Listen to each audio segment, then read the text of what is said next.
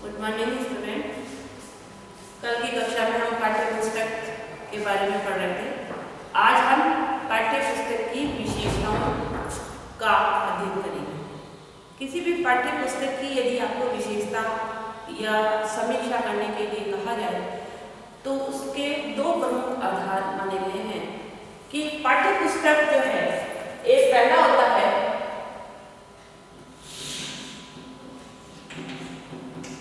अध्ययन पक्ष, जो मैंने कल भी आपको बताया था। दूसरा है बाह्य पक्ष। ठीक है, तो अध्ययन पक्ष से तात्पर्य है उसके अंदर जो विषय वस्तु सम्मिलित की गई है वो विषय के अनुसार है या नहीं है, अकॉर्डिंग है या नहीं। हर विषय की विषय वस्तु अलग अलग होती है, कंटेंट अलग होते हैं। तो उस विषय वस्तु को ध्यान में रखकर जिस विषय वस्तु की पाठ्य पुस्तक बनाई गई है उसी के अकॉर्डिंग उसकी विषय वस्तु होनी चाहिए। तो उसका जब हम अध्ययन करेंगे, उसका हम उनकी विशेषताओं को देखेंगे, तो उसमें जो है पहला है भाव पक्ष, दूसरा है शैली। ठीक है, तीसरा है विषय वस्तु,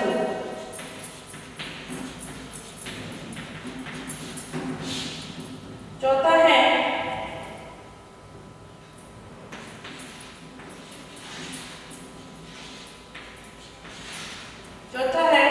विषय सामग्री,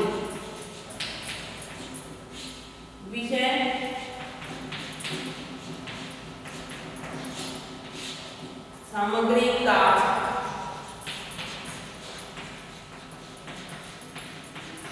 प्रस्तुतिकरण। ठीक है, और बाह्य पक्ष में जैसा कि पहला है मुख्य पृष्ठ, जो बाह्य आवरण है। दूसरा है कागज, तीसरा है मुद्रण, चौथा है पुस्तक का आधार,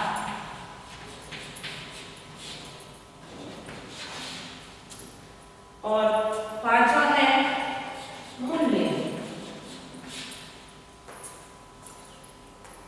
जब हम पुस्तक की विशेषताओं को देखेंगे, यदि पुस्तक में उनकी इन विशेषताओं के अकॉर्डिंग सभी गुणों को सम्मिलित किया गया है तो इसका मतलब यह है कि पुस्तक जो है सही है और अपने उद्देश्य को पूर्ण करने वाली है। जिस उद्देश्य को लेकर पुस्तक बनी है उस उद्देश्य को पूर्ण करने वाली है। तो अध्ययन पक्ष में भाव पक्ष, शैली, विषय वस्तु और प्रस्तुतिकरण ये आएगा। अब हम इसका विस्तृत अध्ययन करेंगे कि भाव पक्ष में किस चीज को महत्व दें। भाव पक्ष का मतलब है जो विषय वस्तु सम्मिलित की गई है वो किस भाव के अकॉर्डिंग है। भाव से मतलब है कि जैसे वात्सल्य भाव है, ठीक है, श्रृंगार भाव है, दुख का भाव है या भक्ति का भाव है, करुणा का भाव है, तो वो भाव होते हैं। उन भाव के अनुसार जो विषय वस्तु हमने उसमें सम्मिलित की गई है पाठ में वो उसके अनुसार है या नहीं है, उपयुक्त है या नहीं है, उस चीज को उसके अंदर महत्व दिया जाता है। पढ़ने के बाद में हमारे अंदर कौन सा भाव उत्पन्न की हो रहा है। तो भाव पक्ष जो है वो एक पुस्तक का प्राण माना जाता है, क्योंकि उसको पढ़कर हमारे अंदर एक भावनाओं की, एक संवेदना की उत्पत्ति होती है और उससे हम भाव विभोर हो जाते हैं। जब काव्य को हम पढ़ते हैं, काव्य को पढ़ने और सुनने के बाद में जिस आनंद की अनुभूति होती है उसको हम रस कहते हैं। तो जो रस है वो कब उत्पन्न होता है, जब हमारे अंदर जो कवि या लेखक जो भाव भरना चाह रहे हैं, जिस रचना को जिस उद्देश्य से उसने लिखा है उस उद्देश्य के अकॉर्डिंग उसके अंदर भाव आ रहे हैं या नहीं आ रहे, उस चीज को उसके अंदर हम जो है देखते हैं और वेटेज देते हैं, तो उसी के अनुसार उसका जो है अवलोकन किया जाता है। इसमें लिखिए, पहला है भाव। भाव में लिखो पाठ्य पुस्तक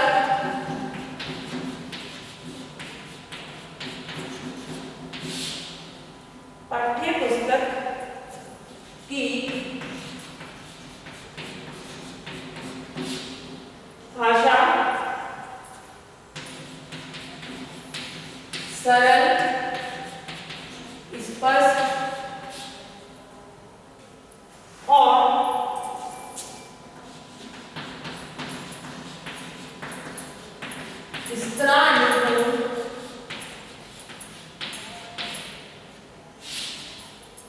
चित्रानुकूल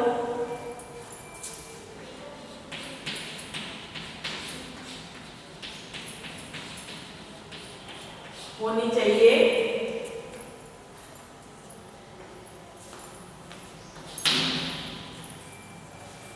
हिंदी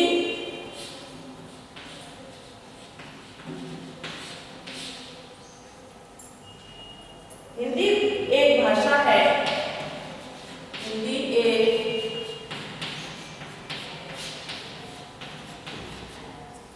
भाषा है और भाषा की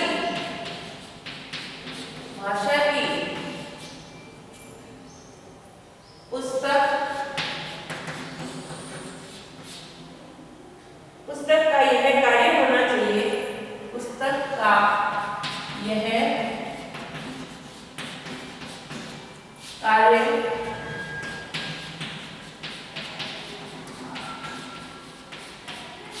होना चाहिए कि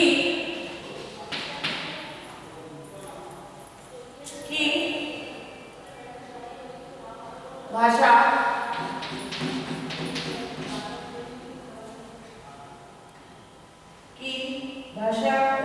की छात्रों की भाषा में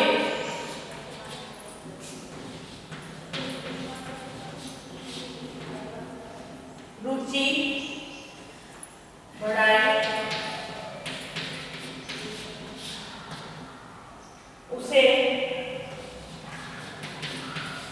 सही भाषा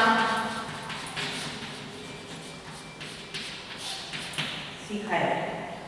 ठीक है, भाव पक्ष में हम उस विषय वस्तु की भाषा, उस पुस्तक की भाषा को ध्यान में रखेंगे, क्योंकि साहित्य के माध्यम से बालक के अंदर भाषा का विकास किया जाता है। जैसा हम साहित्य पढ़ते हैं और उसके अंदर जो भाषा हम पढ़ रहे हैं उसी को हम सीख रहे हैं, तो उसमें एक श्रेष्ठ भाषा, सब्जेक्ट भाषा, साहित्यिक भाषा का उपयोग होना चाहिए, तभी बालक उस भाषा को भी सीखेगा। दूसरा है शैली।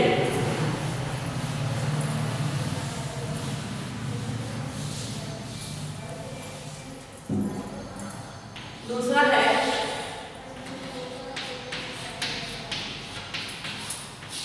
शैली। इसमें लिखे भाषा को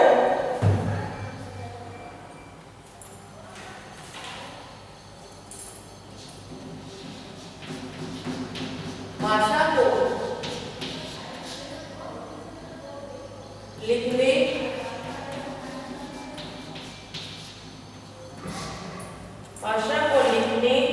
और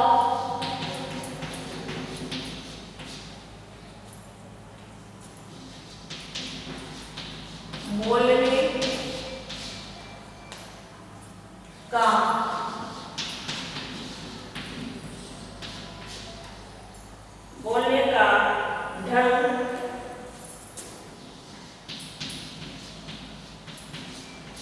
शैली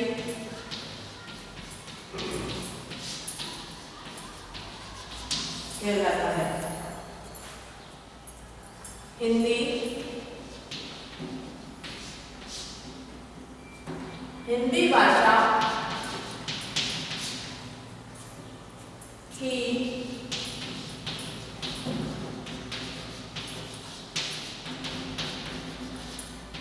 पाठ्य पुस्तक में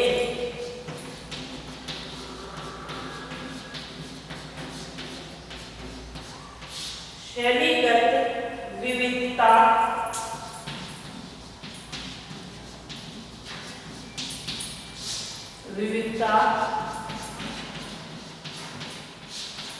होनी चाहिए,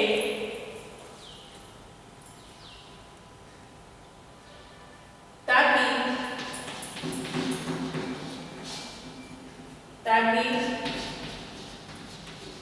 हिंदी के प्रति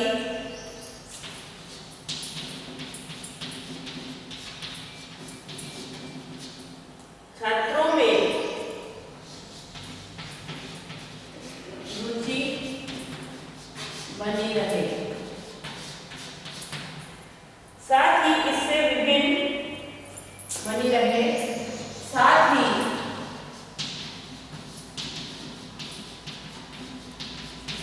इससे विभिन्न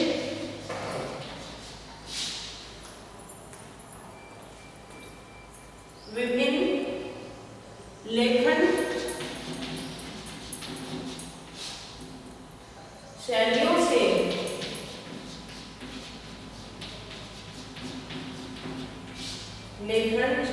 से भी परिचित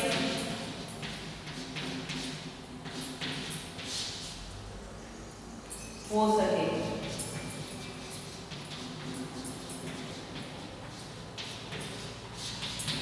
ठीक है, शैली मतलब होता है तरीका।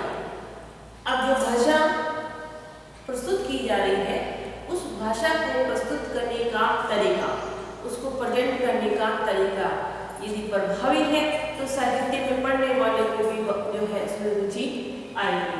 तो भाषा को लिखने और बोलने का जो तरीका है इसके अंदर शैली के अंदर जो है इसका महत्व दिया जाता है। तो जो भी भाषा उसमें प्रयुक्त की जा रही है वो उसी वर्ग के अनुसार होनी चाहिए। तीसरा है विषय सामग्री। तीसरा है विषय सामग्री। जो विषय सामग्री है वो पाठ्य पुस्तक का सबसे महत्वपूर्ण अंग है। जो विषय वस्तु उसमें प्रस्तुत की जा रही है वो किस उद्देश्य को लेकर लिखी गई है। किसी भी रचना को लिखने के पीछे कोई ना कोई उद्देश्य होता है, क्योंकि जब तक उसमें उद्देश्य नहीं होगा तो वो किसी के लिए फायदेमंद नहीं होगी, उसको के लिए उपयोगी नहीं होगी। तो जो भी रचना जिस उद्देश्य को लेकर लिखी गई है उस उद्देश्य की पूर्ति उसमें उस विषय वस्तु के माध्यम से हो रही है या नहीं हो रही है उसकी जांच विषय वस्तु के अंदर की जाती है। इसमें लिखिए विषय सामग्री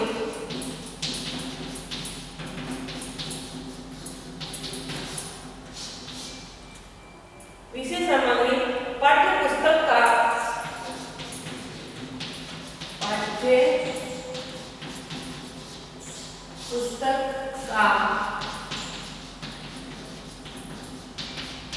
सबसे महत्वपूर्ण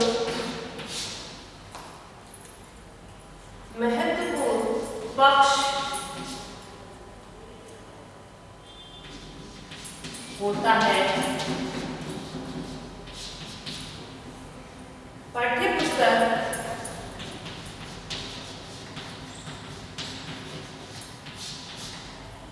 पुस्तक की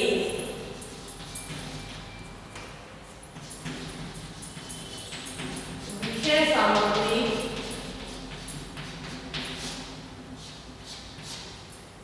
पाठ्य पुस्तक की विषय सामग्री का चयन करते समय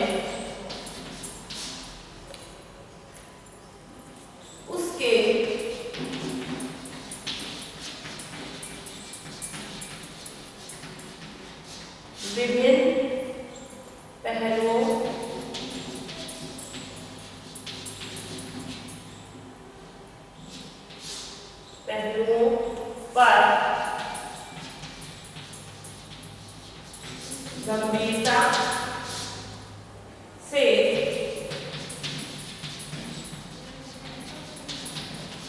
चिंतन किया जाता है। ठीक है, विषय सामग्री जो है बहुत महत्वपूर्ण होती है और उसी के आधार पर उस विषय उस पाठ्य पुस्तक का गुणों का महत्व बढ़ता है। इसके बाद है विषय सामग्री का चयन।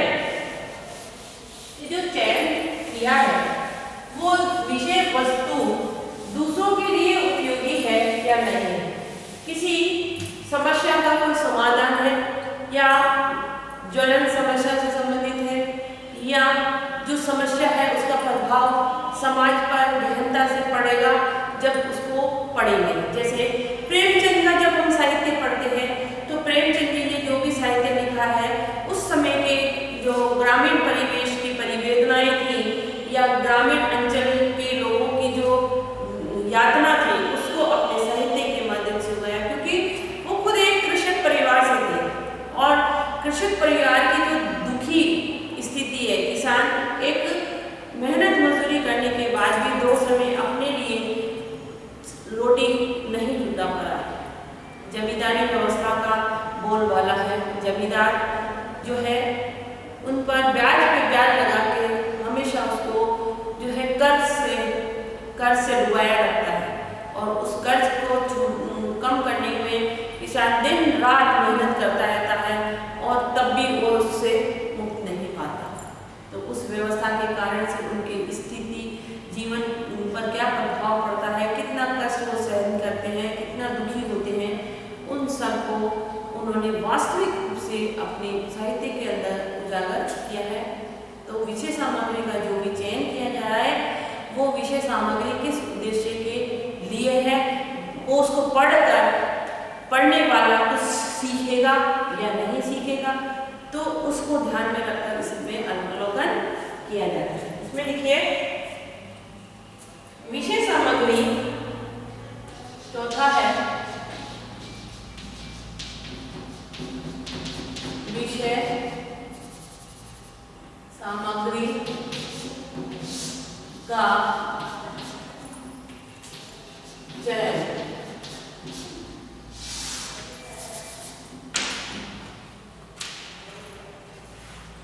विषय सामग्री का चयन, इसमें विषय सामग्री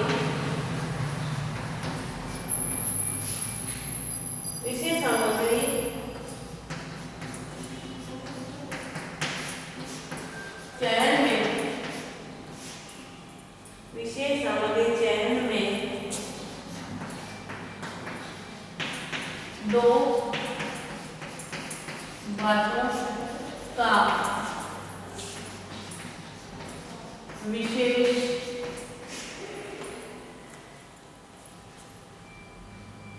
ध्यान रखा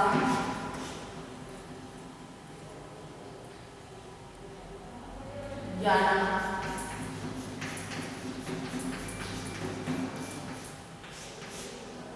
चाहिए।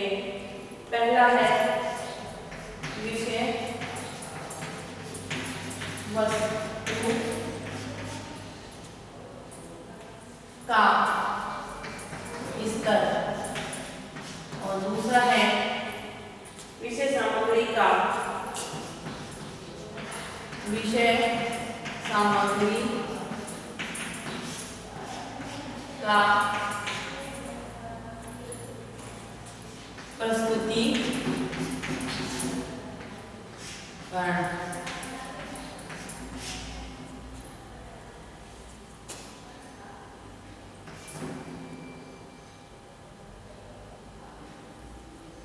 विषय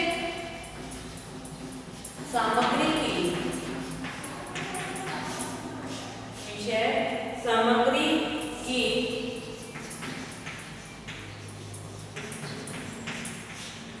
प्रकृति किस प्रकार की है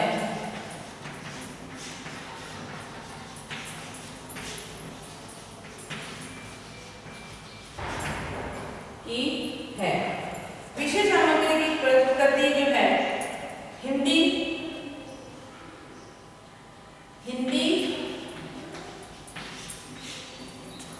विषय हिंदी शिक्षण के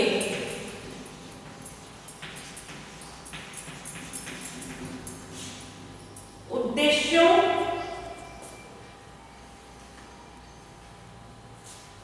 को ध्यान में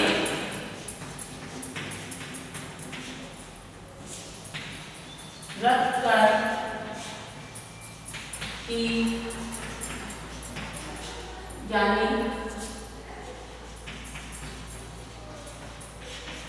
चाहिए। ठीक है, तो विषय सामग्री का चयन बहुत महत्वपूर्ण होता है और वो उस विषय की प्रकृति के अनुसार होना चाहिए। हिंदी एक साहित्य है, साहित्य के अंदर सभी विषयों को सम्मिलित किया जाता है, सभी विषयों से संबंधित लेख उसमें संपादित किए जाते हैं, लिखे जाते हैं। तो उसमें विषय की प्रकृति जो भी ली जाती है वो उस किसी समस्या को लेकर लिखी जाती है। ऐसा नहीं है कि साइंस की कंटेंट उसमें सम्मिलित किए जाते हैं। साइंस से संबंधित साइंस के विज्ञान के कारण से क्या प्रभाव पड़ रहा है प्रकृति में, उसके पक्ष विपक्ष में अपने विचार वो उसमें सम्मिलित हो सकते हैं। कंटेंट हम किसी विषय के उसमें सम्मिलित नहीं कर सकते। तो विषय सामग्री के चयन में विशेष सावधानी रखी जानी चाहिए और वो विषय के अकॉर्डिंग होनी चाहिए। यदि विषय के अनुसार नहीं है तो वो विषय वस्तु को या उस सब्जेक्ट की पुस्तक कहलाने के लायक नहीं होगी। इसके बाद है वैचारिक सामग्री जो है उसमें बहुत सारी बातों को सम्मिलित किया है जो विचारणीय होती है। अब है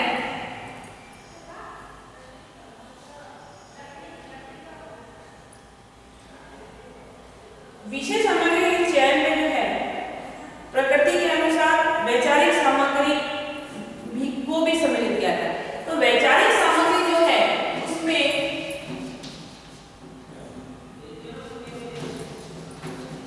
वैचारिक सामग्री में ध्यान रखने योग्य बातें। वैचारिक सामग्री जो होती है वो विचारों से संबंधित होती है और विचारों से संबंधित होनी चाहिए। जो विचार हम साहित्य के अंदर सम्मिलित कर रहे हैं वो विचार दूसरों के लिए उपयोगी है या नहीं है, उससे उनके जीवन में क्या फायदा होगा, इसके बारे में हम जो है कल की कक्षा में अध्ययन करेंगे। आज का आपका गृह कार्य है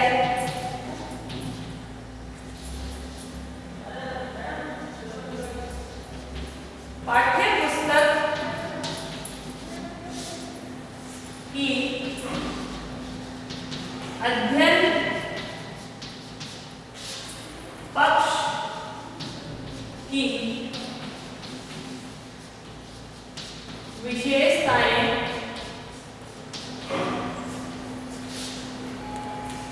बताइए कि अध्ययन पक्ष के अंदर जो हमने विशेषताएं कहेंगे वो क्या है। साथ ही घर पे रहिए।